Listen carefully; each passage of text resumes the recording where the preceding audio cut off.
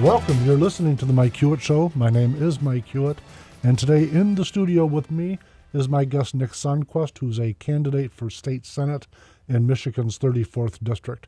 Nick, welcome back to the show. It's good to see you again. Seems like it's Thanks for been having probably 3 or 4 months since you were on last. I believe that's about right. And since we had you on, I've had your opponent on, and offered a nice contrast between his view and your view, and you guys are both Republicans, but there are some differences there. Yeah, I'd say there's quite a few differences, differences of opinion. Tell me this, though, we'll get into those differences later in the show, but I'm going off of your website, and you listed five topics that you really got your candidacy focused on. Starting, and by the way, all of them are right in my field, the things that I'm hot on. You start off with healthcare reform. Of course, everyone's talking about Obamacare, and we're all talking, at least I'm talking about the Medicaid explosion week after week, it seems like. Rather than you and I agreeing that the Obamacare and Medicaid explosion are problematic, what would you do different? Well, first off, I guess you wouldn't have expected, and I certainly wouldn't have, had I been in the Senate, voted for Medicaid expansion, which essentially brings Obamacare to Michigan. What we ought to be doing is what the state of Oklahoma is doing, and that's suing the federal government for attempting to implement the employer and individual mandates there. As I understand the Supreme Court decision, it said that the states have to opt into the program. And to help the president implement this program throughout the country by signing on to it, in my opinion, is just a bad situation. One of the things that seems a little concerning is that there are a large number of people, percentage-wise, that do not realize the Medicaid expansion is part of Obamacare. And in fact, I was looking for a quote here, and rather than me taking the time to find it, I had sourced a quote from September of 2012. It was from the federal government talking about changes they'd made to the Obamacare program to make it easier for states to pick up and elect on the Medicaid expansion portion of Obamacare. And when you read it, I mean, it feels a little bit disingenuous when folks in Lansing now, including Governor Snyder, will say that one has nothing to do with the other, because I can't find a reasonable way to separate them. No, the federal government is subsidizing the Medicaid expansion, and they fully expect to get something for those subsidies, although they're not long-term and they're not indefinite. The governor has said that he's going to save some money in a special account for the day when those federal subsidies dry up. Now, they're talking about adding 470,000 able-bodied Michiganders to the Medicaid program, essentially the welfare rolls. Now, what are they going to do when the federal subsidies dry up? The Michigan taxpayers are going to be on the hook for it. The federal government doesn't have any money, frankly, anyway. They're printing it at this point. Now, on that point, when I had your opponent Jeff Hansen here in the studio, and I asked him that exact question, and he explained to me his understanding of it is, and I'm looking, by the way, for your comment to his, and I can't quote him. It's been a few months, but I'll be pretty darn close. He explained to me that when the funding ran out, that the way the Michigan expansion law has been crafted, that it automatically expires when that federal fund runs out. I think that the income tax automatically expired yesterday in Grand Rapids, too. If anybody's paying attention to the news, they know what happened there. It seems disingenuous to me that there's going to be political will to take a whole bunch of people off from an entitlement program once they get on it. It's not going to work. The law may be crafted that way, but it's not going to happen. And if that were true, why is the governor claiming he's going to save some money for the day when the federal subsidies dry up? When you say save some money, put some money away. Yeah, he said he's going to put some money in a special account for the day when the federal subsidies dry up, and they get progressively lower, and I don't remember what the details are on how that works, but it seems to me $1.3 billion is, and you better not quote me on that, that what the Heritage Foundation said it was going to cost Michigan taxpayers by 2020, I believe. Right, and the scary part of that is that, and I did see that article or that story, but the scary part is that's measuring static numbers, and it doesn't take into consideration the fact that it is an absolute documented fact that Medicaid does increase healthcare costs. And so when they do that study, they're measuring based on our current costs what it will amass to over that period of time. But then we all have to acknowledge that with almost 50 years of Medicaid history, we know for an absolute fact that the expansion will increase the cost of health care. Look, there's a reason why the HMO and hospital lobbies gave Mr. Hansen better than $30,000. And it's because they know, as you and I do, and now your listening audience, that Medicaid patients are more likely to use emergency room services than people without any insurance at all. This is going to cost a lot of money. Now, Maine and New Mexico, both some years ago, tinkered with their Medicaid programs by lowering the eligibility requirements. Both of those states got nearly 4 times as many enrollees as they anticipated. So the 470,000 people that they're talking about here in Michigan is probably low. This really is going to be a disaster. One of the things I can't say chuckle about because it's not funny, but raise my eyebrows probably is a better way of saying it. One of the arguments that was used during the expansion debate was that currently, or under the way it was, those without insurance were going to the emergency room to receive service. And so the idea was, or the rationale was that folks with insurance, Medicaid, will not be using the emergency room, and therefore there'd be a lower cost. The irony to it is that folks that have Medicaid historically use the emergency room more, Right. not less. So some of the talk about the old political saying fuzzy math. Talk about fuzzy math. For me, none of the rationale used made sense. None of it makes any sense to me either. And the idea that HMOs that are in the business of making profits, these are the companies that are going to be managing the Medicaid expansion, new enrollees.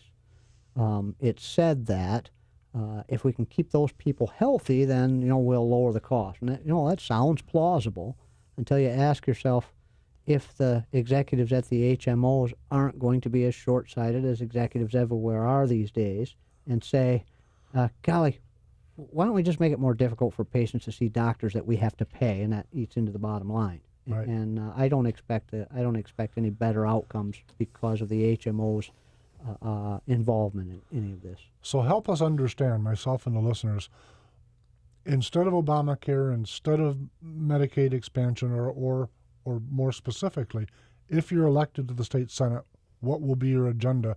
What are you going to be trying to do when you get there as a state senator? I'm going to be trying to convince my colleagues in the Senate and in the House that we should give back whatever subsidies we've collected and repeal Obamacare. And then I'm going to suggest that we try to convince Representative Huizenga to introduce legislation in Washington to actually apply the Commerce Clause the way it was designed and allow insurance to be sold across state lines.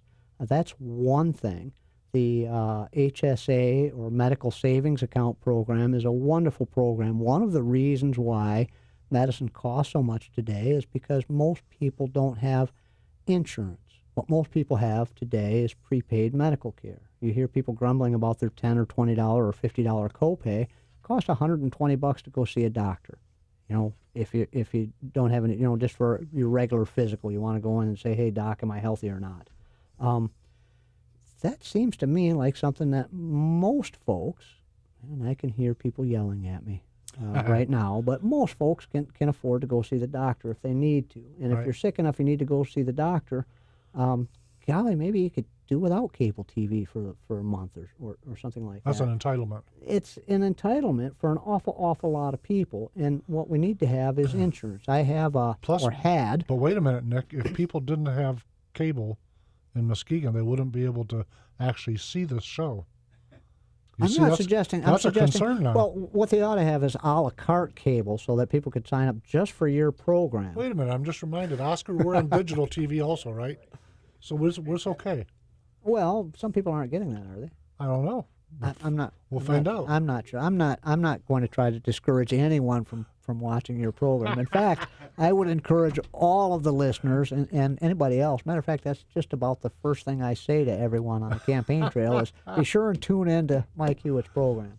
Tell me, I can't blame you for that. Listen, I do the same thing. One of those common political things we've got. Sure. Imagine that. Okay, so by the way, have you had an opportunity to speak with Congressman Huizenga on this topic? No, I haven't. Okay. Jeepers, it'll be fun if you win to get you and him both on this show. It would be. That'd be a fun show. Would be a lot of fun, I'm sure. Now, he's been on here a couple times, but of course we haven't had you two on together. Right. There's a thought. Part-time citizens legislature. Tell me your view of that. I've certainly talked a lot about it on the show. I see you're campaigning on it. Tell me what it means to you. What it means to me is this, that we have. Let me illustrate this by telling a little story. I went to a Tea Party meeting in Oceana County, not far from the Hanson family grocery store. And I asked a question. I said, do you suppose that Mr. Hanson would have voted for Medicaid expansion if he were working in the grocery store down the street and had to look you all in the eye when you came in there on Friday afternoon to buy your groceries? And not one single hand went up. Listen, when you've got the legislatures in Lansing full-time, the lobbyists are all telling them that they're wonderful people and patting them on the back and that they're doing the right thing for the citizens.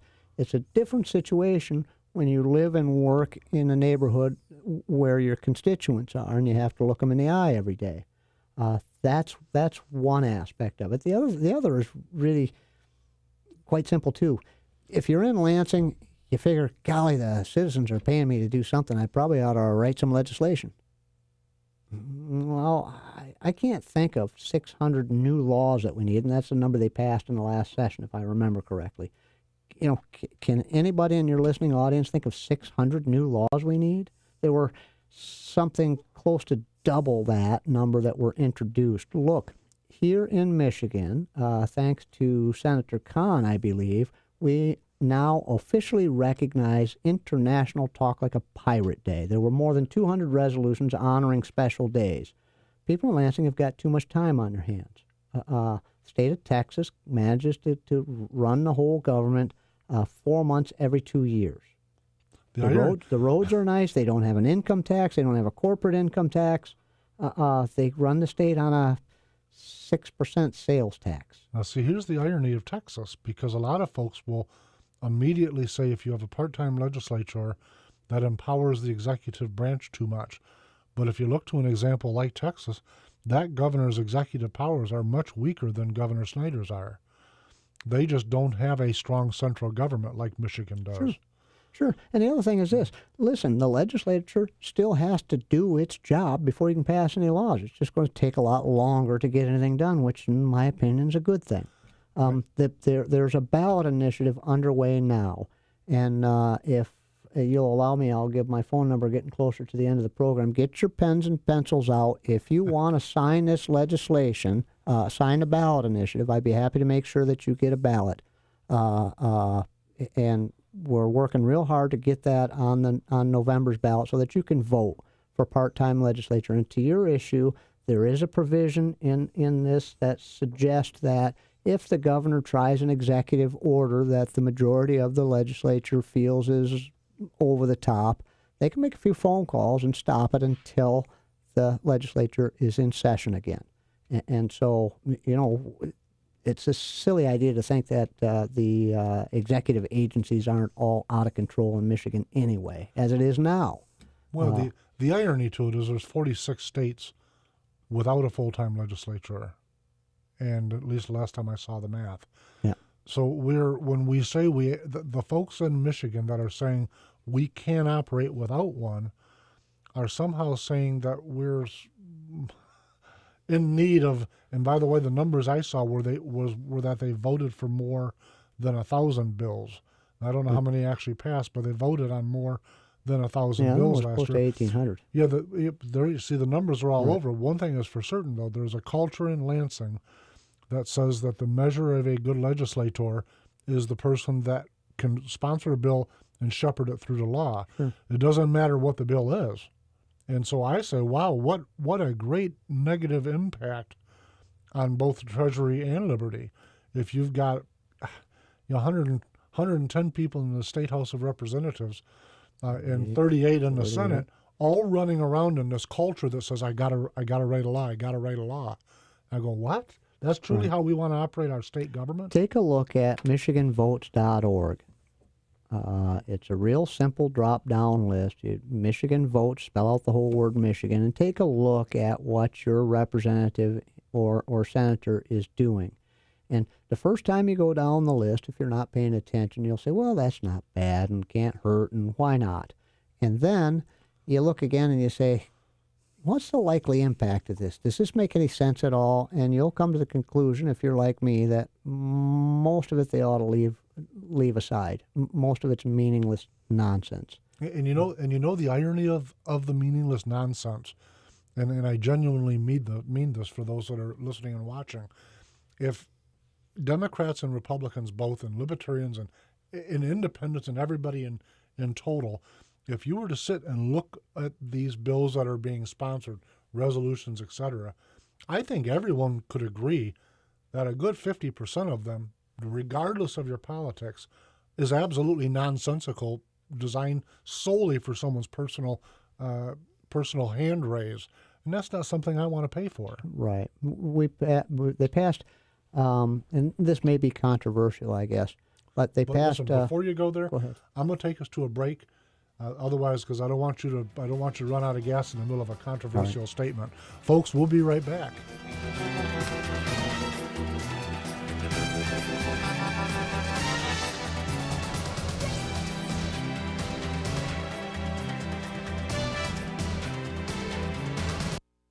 Hi, if you ever find yourself arrested, in jail, and got bail, make sure you call me, Tommy D, at Bad Boys Bail Bonds, 866-728-6400, because if I can't get you out, you ain't getting out. Hey, have you ever thought about becoming a fugitive recovery agent? And you're not certified, don't know where to turn, don't know what to do or what to expect? Log on to National Academy of Bail Enforcement.com and apply today. Classes are forming soon in Michigan. Tell them Tommy D sent you. I made a discovery. The down-home community our grandparents loved is still here. Seriously, that's what you'll find at Renegade River in downtown Spring Lake. You might be looking for a new or used hunting rifle or something for personal defense. Maybe a DNR sport license or fishing supplies, personal and home defense, hunting, Army, Navy supplies, fishing, survival gear, and even a tools and guy stuff consignment department. You'll be greeted by low prices and quick professional service provided by shopkeeper Mike Hewitt. If you're not in a hurry, grab a cup of coffee and join in the conversation. Renegade River, firearms, hunting, personal protection and survival gear, going camping, or looking for emergency products. Come take advantage of the prices while meeting up with old friends and making new ones. Renegade River, next to the police station in downtown Spring Lake, or go to the website renegaderiver.com. Are you one of the many Americans who undergo CPAP or BiPAP therapy? Replacing your supplies every 3 to 6 months is critical, as bacteria will build up and worn-out straps cause leaks. Call Allied Medical Supply Network and speak to an expert agent who will set up a schedule for your supplies to be delivered right to your door at little or no cost to you. Call Allied Medical Supply Network today and rest easy. Call 800-284-2512. That's 800-284-2512.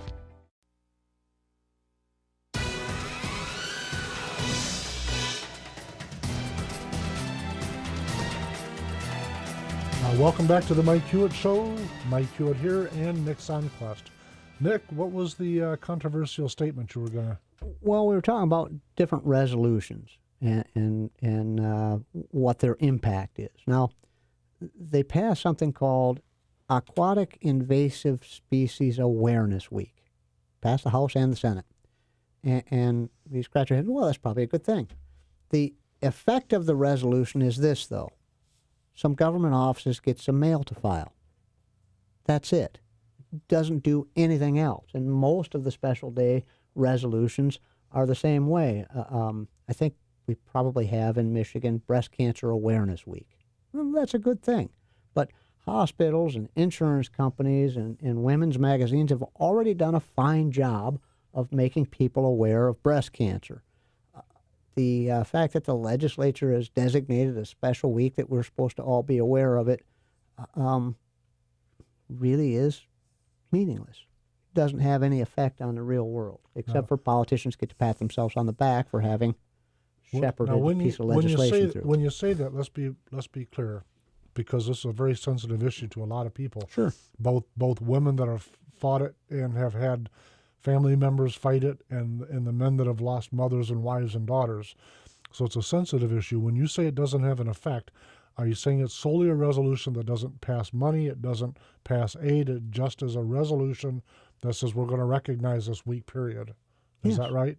Yeah, Okay. and some government offices get some mail that tells them that, we're recognizing this week. Okay. I'm wondering I'm wondering when you were talking what that costs the state. If there's a cost to it, if it's just a harmless hand raise that doesn't actually cost the state money, so we're not looking to the Treasury to fund this week. We're just acknowledging some folks that I guess what I'm getting at is it severe that we do it or that we not do it? Is it? I think it's just an indication of the sort of problem in the legislature. Listen, what does it cost? Depends on how you figure the cost. A couple of stamps and some letters to 3 or 4 different government agencies, that's not much. It's not a big deal, and so why not do it?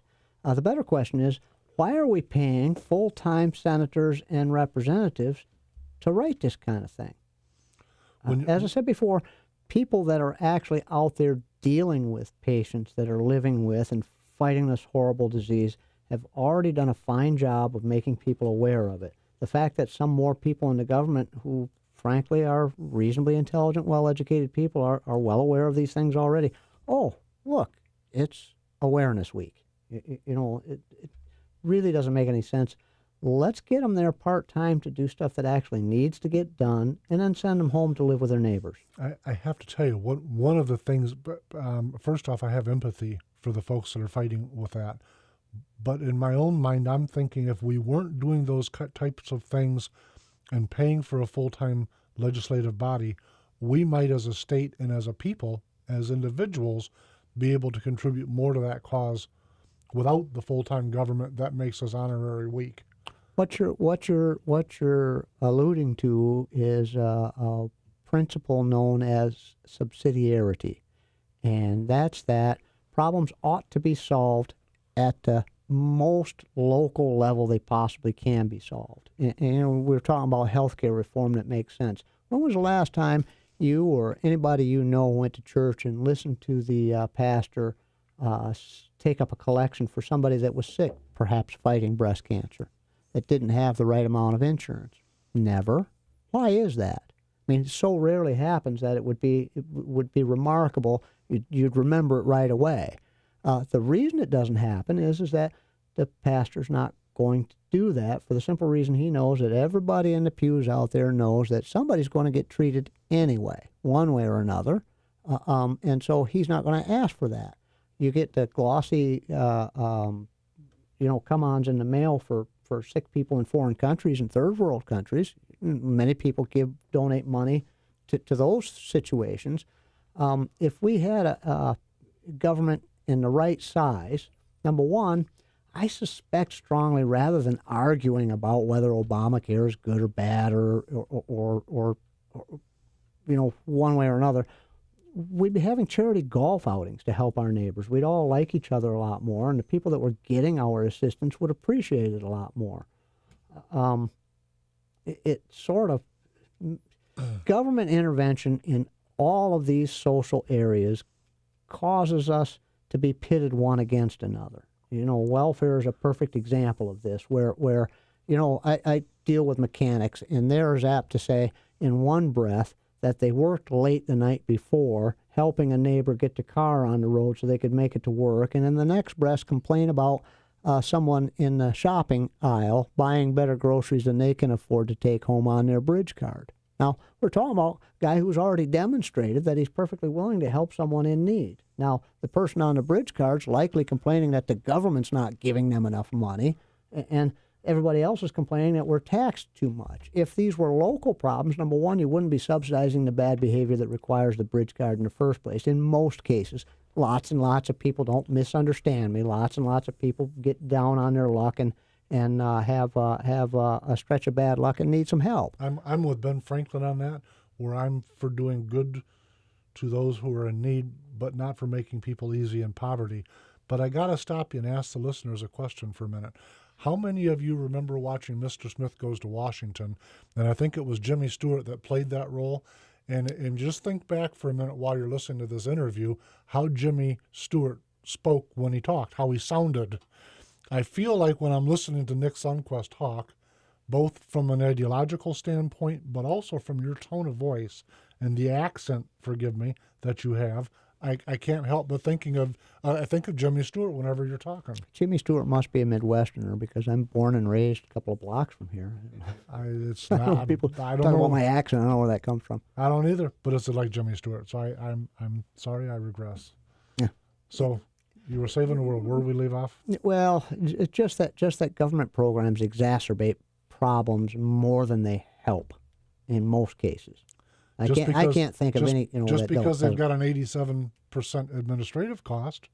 Yeah, I mean, really, seriously, I ask the question all the time: does it really make sense to send $1 to Washington and get 40 cents of it back to Lansing or whatever amount that is, and then maybe a dime to the person on your street that actually needs some help? Right. It doesn't make a lot of sense to do that. So you're firmly entrenched in the concept of limiting your own time in Lansing should you win. Absolutely. Absolutely. Okay. I've said this to other candidates that I've had on this show. So often over the years of my involvement with grassroots, they were talking about part-time legislation when I ran for office in 2004. They were no doubt talking about it before that, and I've heard endless numbers of candidates say, I'm all about part-time legislation because it makes sense and for all of the reasons you cited. And then when they get there, they seem to suddenly develop this big, gigantic amnesia attack. I have the ballot, part-time legislator ballot right here with me, and I'd be happy if you'd sign it, and I'll send it off to the people in Hudsonville that are going to send it to places where it needs to go. I appreciate that. I've already signed it, Nick. Good. You better not sign it again. No, Trouble. I'm not part of. Never mind. Promote all business through less regulation and ending corporate welfare. What's corporate welfare to you? Corporate welfare is Mr. Hansen's 21st Century Jobs Fund. It's MEDC. Neither of these outfits are properly audited, and when they are, it's a mess.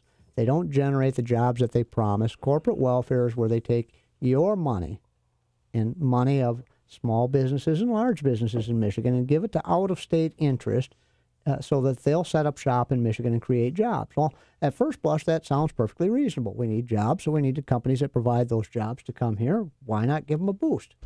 My question is this: if they can afford to take all that money and give it to somebody else, why can't they just lower the taxes of the companies that are already here so that they can expand and be more competitive with their out-of-state competition? It doesn't make any sense mathematically, and frankly, it's immoral. Jay's Sporting Goods in Clare and Gladwin has as many square feet of retail space as any average Cabela store does. They carry all the same gear. It's a wonderful store. If you buy something on a credit card at Jay's, you won't get a 50-page glossy catalog every 6 months for the next 5 years. If you buy something on a credit card at Cabela's, you will. My guess is the difference isn't entirely management. The difference is that Jay's is essentially subsidizing their biggest competitor, Cabela's, because Jay's happens to already be in Michigan. They just gave $15 million to Cabela's to set up a store over near Grand Rapids.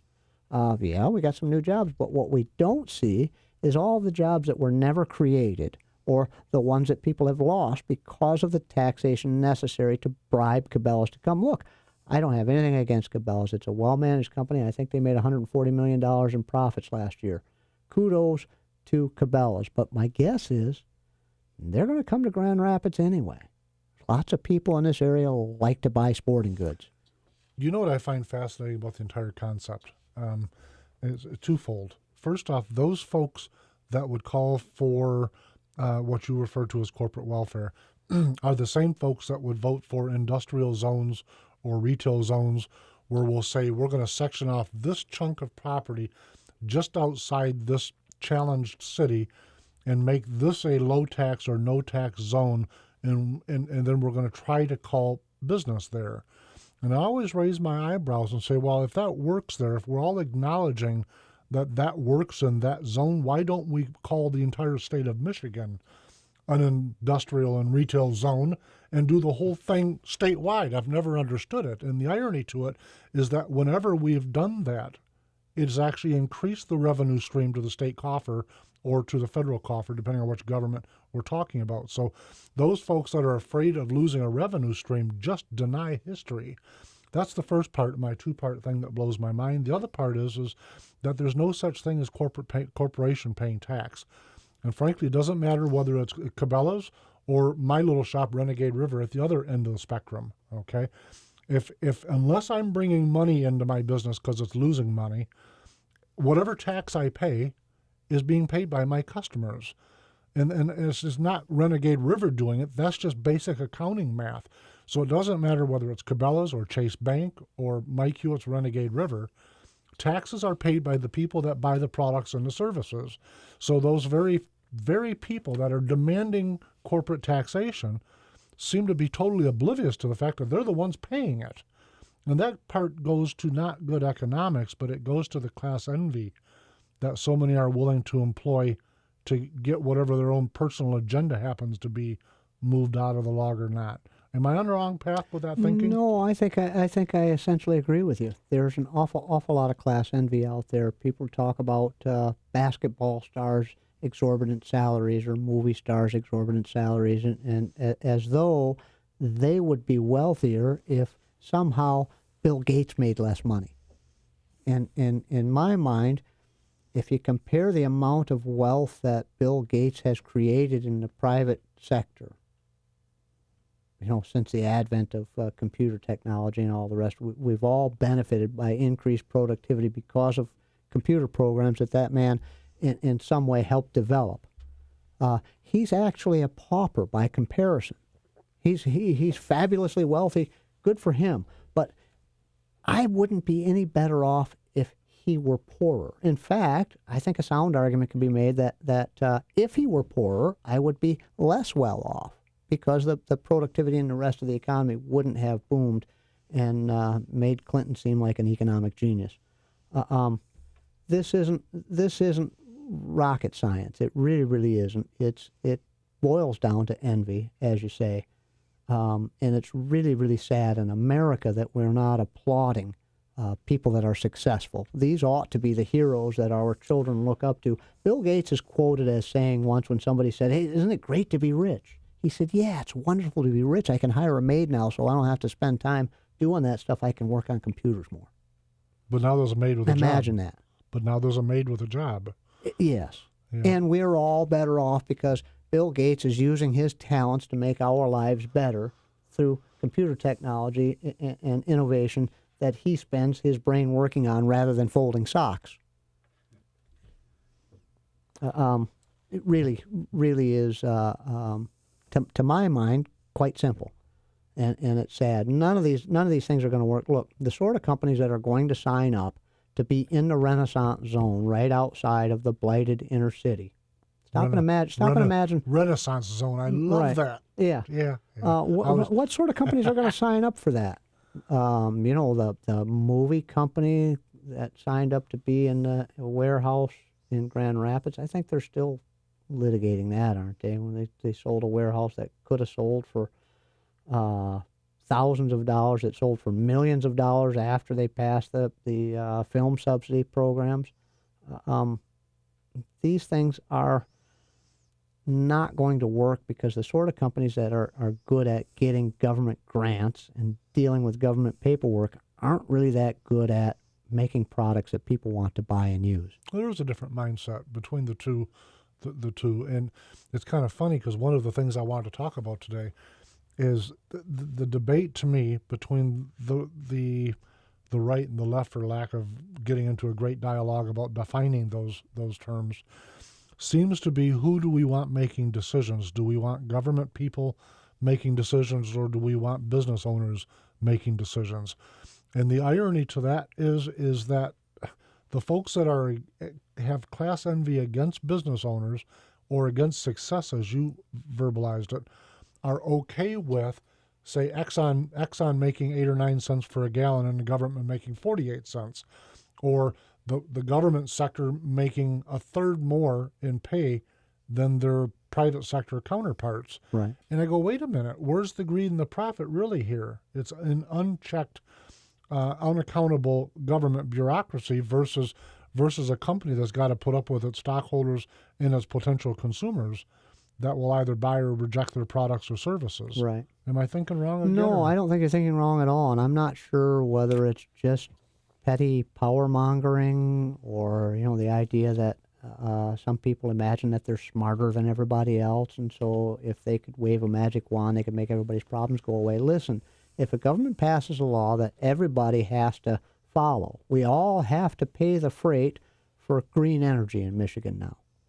Whether or not we think it's a good idea, whether or not we're concerned about it, we're all going to pay higher rates because we've got windmills that are enormously inefficient and can't provide us with the power we need on a regular basis. So we got to keep the other power plants in operation anyway. If you like what Cabela's is selling, you go and buy it. If you have a vote. With your dollars in your pocket, you have a vote. You can go and buy or choose not to any product that's out there. You don't have to which magazine do you want to buy? Which newspaper do you want to read? You've got to vote for all of those things. When the government mandates something, nobody has a choice anymore. Yeah, what you described is the America that I miss. Folks, we're going to go to a break, but when we come back, we're going to talk about my 2 favorite topics, giving parents control and the state income tax. We'll be right back.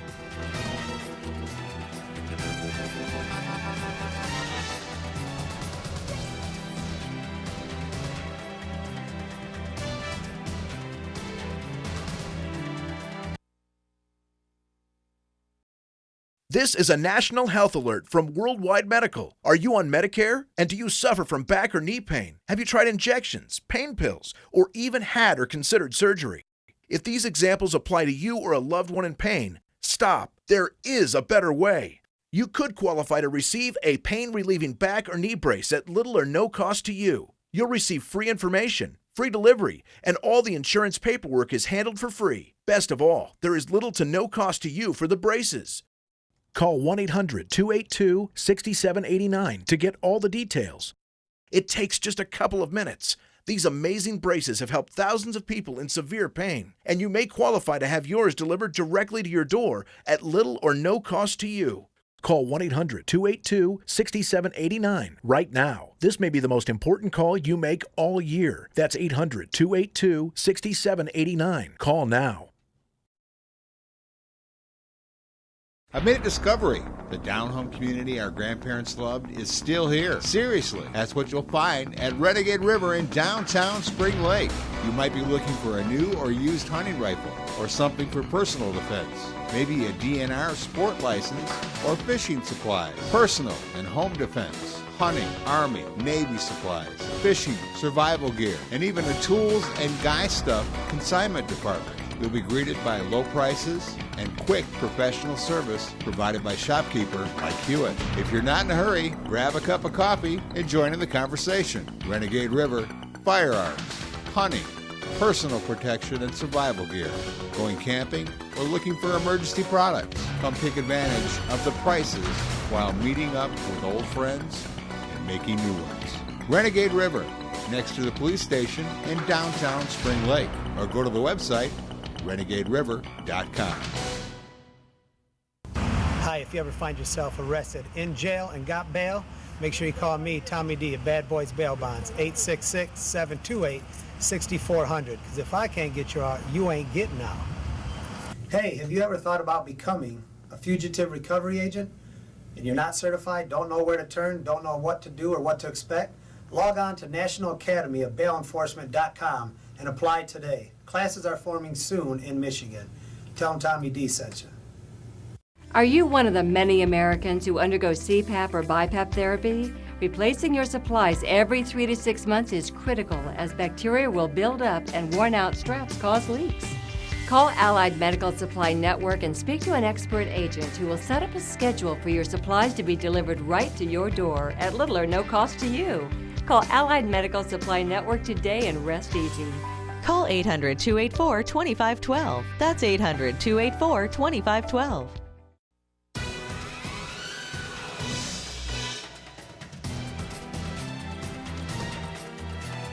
Welcome back. Let's get right down to it. I'm reading from your website. Give parents control of their children's education through Real School Choice. What is Real School Choice? Real School Choice is either an education savings account or an opportunity scholarship, call it a voucher. Listen, people right now in the state of Michigan are talking about letter grades for schools and letter grades for teachers and all the rest of that. And I scratch my head and I try to think, oh, how's this actually going to work out in the real world? How are you going to give a teacher a letter grade? Some teachers teach in good neighborhoods where the parents are engaged in their children's education. Some don't. Let's talk about accountability. The school administrator is going to have to give an evaluation to the teacher. I'm sure that they're doing these kind of things now. And year after year after year after year, the results seem not to add up to very much. Real accountability, in my mind, boils down to a parent being able to say, you know what, this isn't working out for my child. Now, it might not have anything to do with a teacher or the school or anything else. It might just be a personality difference with a teacher and a child or some other special situation is going on with a child or student. But the parent ought to be able to have some choice in the matter, and now we're going to have accountability. If a whole bunch of people take their kids out of Muskegon Heights High School, for example, they're going to have to change things. Now, before they turned it into the charter school, they didn't have a functioning library, and it wasn't because they didn't have enough money. I think they gave the school principal at one point they gave him an advance on his salary, and then they gave him a retroactive raise to pay for more than half of the advance that they gave him. Now, I'm not saying this sort of corruption is rampant in all the public schools, but a few years back when the budget was really tight at Mona Shores, they fired the operations director and his 2 assistants, and I asked myself, what's the superintendent and various principals doing if they're not directing operations? Yeah, in business we say that a fish always rots from the head down. And so if I were looking at something that wasn't right, I would be looking at the folks that actually were charged with the responsibility. And I see it no different than a captain going down with the ship, or in the case of these last 2 big dramas we've watched overseas where the captain didn't go down with the ship, right. He was the first off, which is kind of what I was interpreting your story at. The captain in that circumstance came right. out with a little extra dough, and somebody else was thrown overboard. Some people say, well, you have these problems in corporate America too. Yep. And that's true. Yep. Sometimes organizations get a little top heavy, but they actually have a couple of different ways that we can deal with that. One of them is hostile takeovers. Nobody likes that, but it happens. And the other one is a board of directors can fire the management and institute new management. When was the last time that happened in any publicly run enterprise? No, we need more money because we're failing. Look, the state of Michigan spends approximately $13,000 every year per student. Now, you can call Muskegon Catholic Central and ask them what tuition is over there. It's $6,500 for high school, $55 for middle school, and $45 for grade school, and nobody pays that. If you're a member of the parish, they knock off $1,000. Right. They're getting world-class education over there, And I always hear the argument, but what about the poor kids? Take a look at St. Marcus Lutheran School in Milwaukee. I'm sure if you Google that, you'll find some information about it. It's a private school. The parents are able to sign up for a lottery to get their kids in there out of the failing public schools. They're sending those students in a neighborhood that's every bit as disadvantaged as Muskegon Heights. They're sending children to college at rates that rival Muskegon Catholic Central. There's nothing wrong with those kids' brains. So what you're telling me, though, is that the state of Michigan, or in this case Muskegon School District, could actually send a child to the Catholic school and pay them their $6,500 and save $6,500 or whatever the exact math was.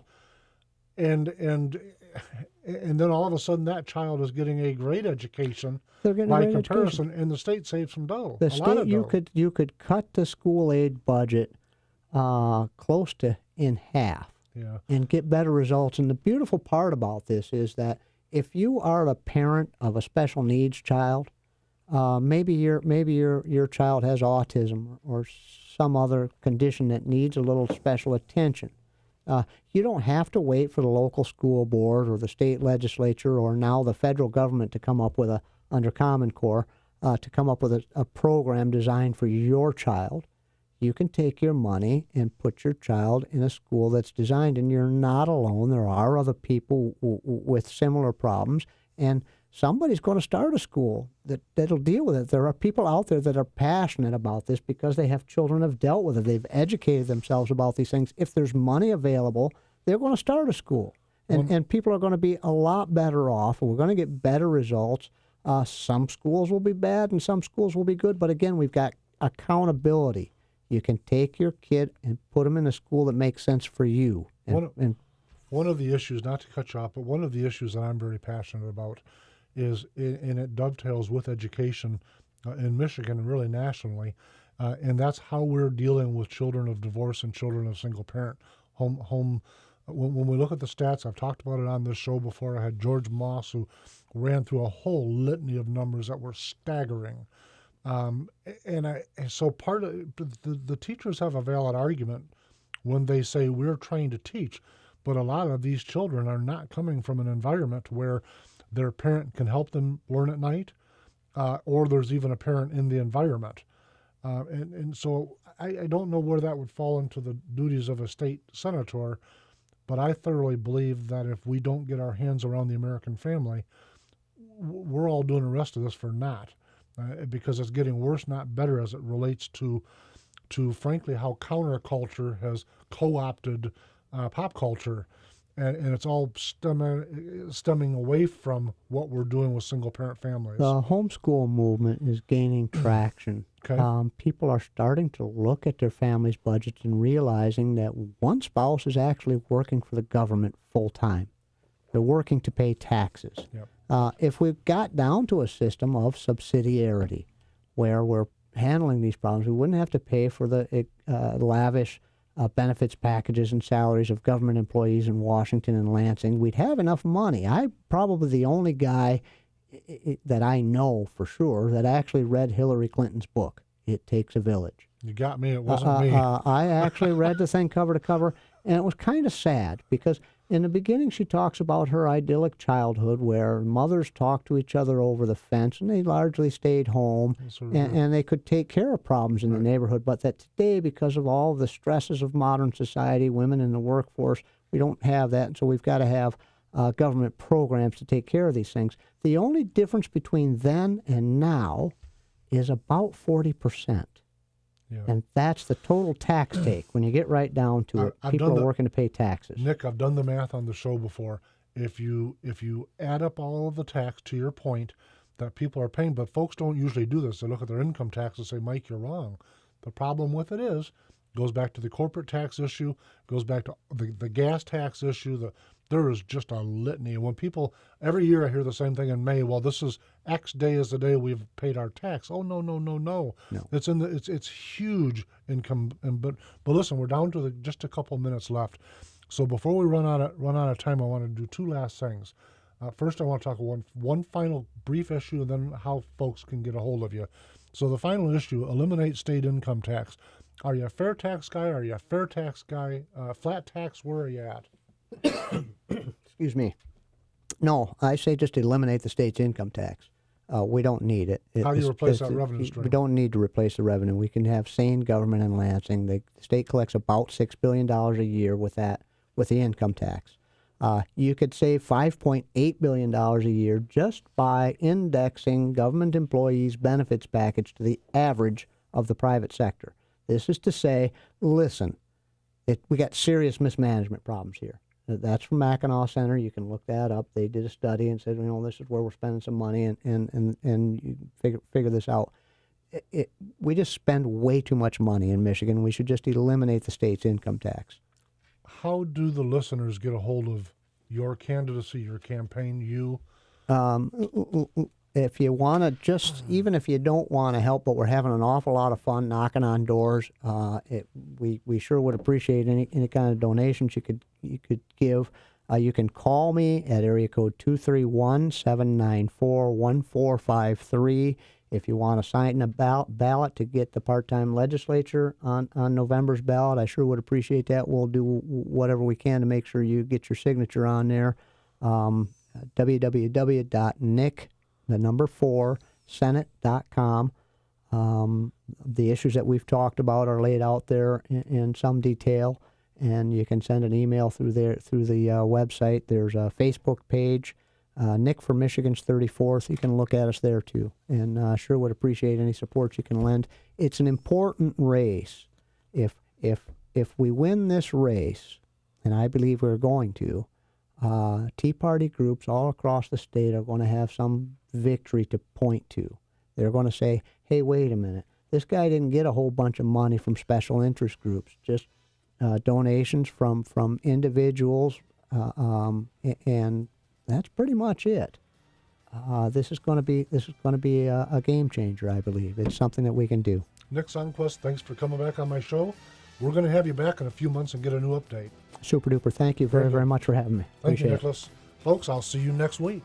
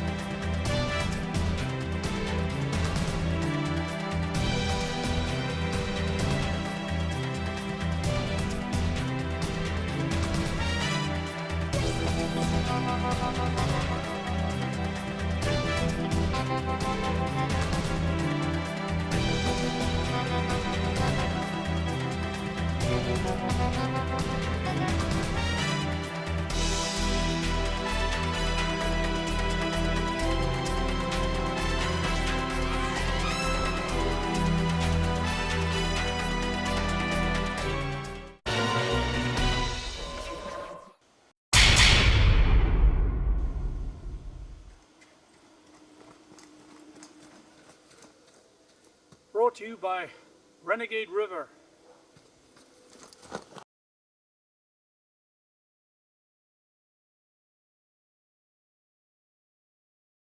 Hi, if you ever find yourself arrested, in jail, and got bail, make sure you call me, Tommy D, at Bad Boys Bail Bonds, 866-728-6400. Because if I can't get you out, you ain't getting out. Hey, have you ever thought about becoming a fugitive recovery agent? And you're not certified, don't know where to turn, don't know what to do or what to expect? Log on to National Academy of Bail Enforcement.com and apply today. Classes are forming soon in Michigan. Tell them Tommy D sent you. I made a discovery. The down-home community our grandparents loved is still here. Seriously, that's what you'll find at Renegade River in downtown Spring Lake. You might be looking for a new or used hunting rifle or something for personal defense. Maybe a DNR sport license or fishing supplies, personal and home defense, hunting, Army, Navy supplies, fishing, survival gear, and even a tools and guy stuff consignment department. You'll be greeted by low prices, and quick professional service provided by shopkeeper Mike Hewitt. If you're not in a hurry, grab a cup of coffee and join in the conversation. Renegade River, firearms, hunting, personal protection and survival gear, going camping, or looking for emergency products. Come take advantage of the prices while meeting up with old friends and making new ones. Renegade River, next to the police station in downtown Spring Lake, or go to the website renegaderiver.com.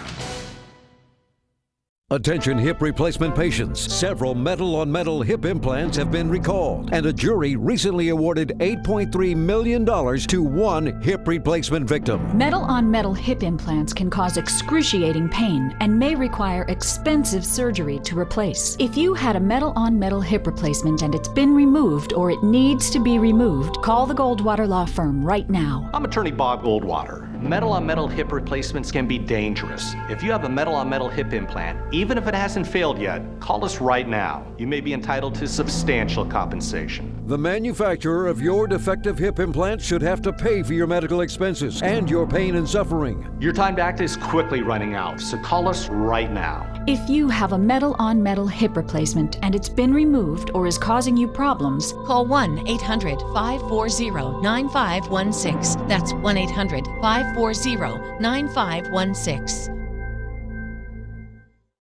There is a new catheter that hurts less, and you can get a free sample by calling this number now.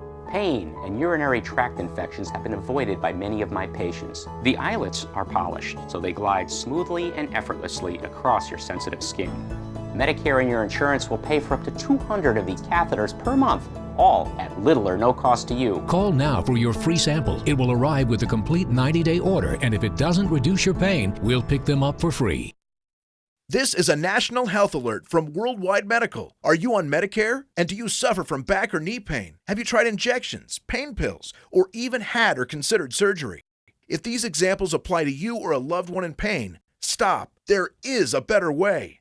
You could qualify to receive a pain-relieving back or knee brace at little or no cost to you. You'll receive free information, free delivery, and all the insurance paperwork is handled for free. Best of all, there is little to no cost to you for the braces. Call 1-800-282-6789 to get all the details. It takes just a couple of minutes. These amazing braces have helped thousands of people in severe pain, and you may qualify to have yours delivered directly to your door at little or no cost to you. Call 1-800-282-6789 right now. This may be the most important call you make all year. That's 800-282-6789. Call now. Are you one of the many Americans who undergo CPAP or BiPAP therapy? How often are you replacing your masks and hoses? Replacing your CPAP or BiPAP supplies every 3 to 6 months is critical to an effective therapy. Bacteria will build up, making you sick, and worn-out straps cause leaks and are just plain uncomfortable. Let Allied Medical Supply Network help. Call Allied Medical to speak to an expert agent that will determine which supplies you need and will set up a schedule for your fresh, brand-name supplies to be delivered right to your door, right when you need them. Shipping's absolutely free, and you may qualify to receive supplies at little or no cost to you. That's right, there's no driving around town or remembering when to order. Call Allied Medical Supply Network today and rest easy. Call 800-560-7631. That's 800-560-7631. I made a discovery. The down-home community our grandparents loved is still here. Seriously, that's what you'll find at Renegade River in downtown Spring Lake. You might be looking for a new or used hunting rifle or something for personal defense. Maybe a DNR sport license or fishing supplies, personal and home defense, hunting, Army, Navy supplies, fishing, survival gear, and even a tools and guy stuff consignment department. You'll be greeted by low prices and quick professional service provided by shopkeeper Mike Hewitt. If you're not in a hurry, grab a cup of coffee and join in the conversation. Renegade River, firearms, hunting, personal protection and survival gear, going camping, or looking for emergency products. Come take advantage of the prices while meeting up with old friends and making new ones. Renegade River, next to the police station in downtown Spring Lake, or go to the website renegaderiver.com.